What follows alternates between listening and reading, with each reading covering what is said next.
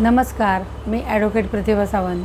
माझ्या यूट्यूब चॅनलमध्ये आपलं हार्दिक स्वागत आहे. आज आपण पेमेंट ऑफ ग्रॅच्युइटी ॲक्ट याबद्दल माहिती घेणार आहे. आता ग्रॅच्युइटी म्हणजे काय?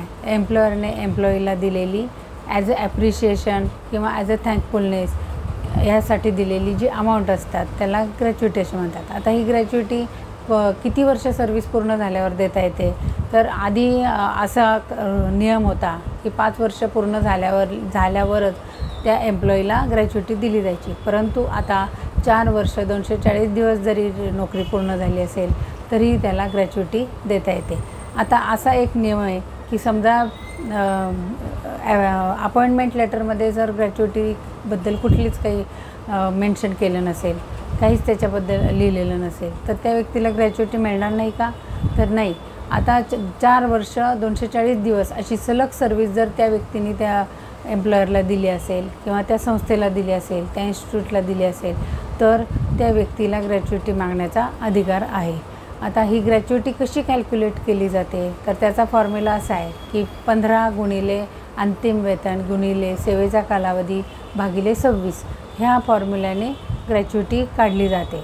आता समजा एखाद्या व्यक्ती खूप आजारी आहे, दुर्घटना झाली आहे किंवा त्याला ॲक्सिडेंट झाला आहे, तर अशा व्यक्तीची सर्व्हिस 4 वर्ष 240 दिवस भरत नाही आहे, थोडी कमी आहे, तर मग ह्या व्यक्तीला मिळणार नाही का ती ग्रॅच्युइटी?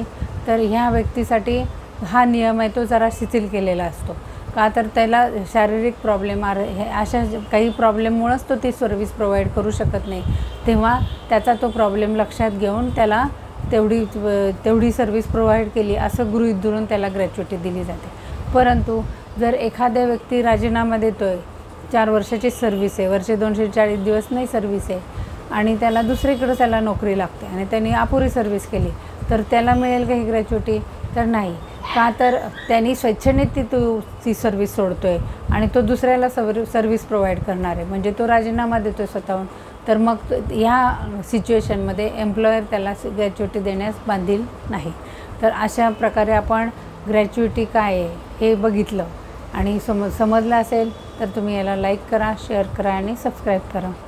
धन्यवाद.